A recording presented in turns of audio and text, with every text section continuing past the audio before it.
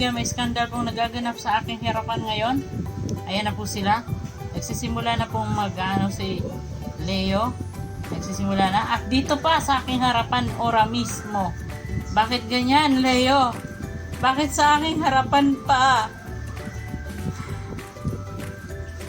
Ano yan? Ayan na po, mga kaibigan. Pumibesto na po ang kanyang likuran. Ayan na. Ayan na. Bakit ba ganito ang mga pusa? Kailangan nilang saktan ang sarili nila.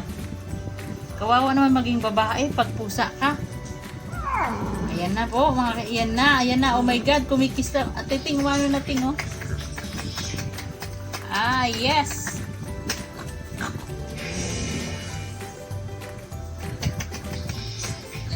Patantadera palang pusang tumira, eh. Ang bilis. Ngayon ko lang alam na ganyan pala ang mga pusa pagkatapos nila nag-ano yung katawan.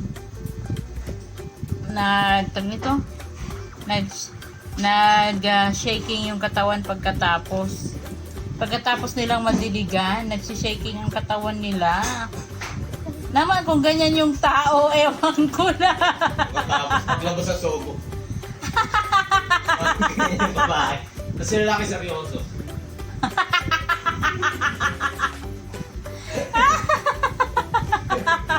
Oo, tingnan mo, nagsishake yung katawan niya, tapos na siyang diligan. Delikado kung ganyan yung tao. Huli-huli. Nabinyagan na ka! Nabinyagan na ka! Ganun pala ang pila! Kaya pala hinahawakan nilang pusang babae, no? Para tang ito? Grabe kasi kiligin. Hindi. Para hinahawakan nila yung babae para hindi pumalag. Kasi tagtadera. Grabe kasi kiligin. Di ba tapos si Luna? O, tinan mo siya.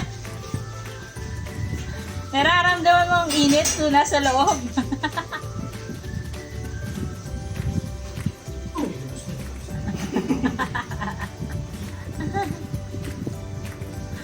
Ganun palang pusa. Now I see.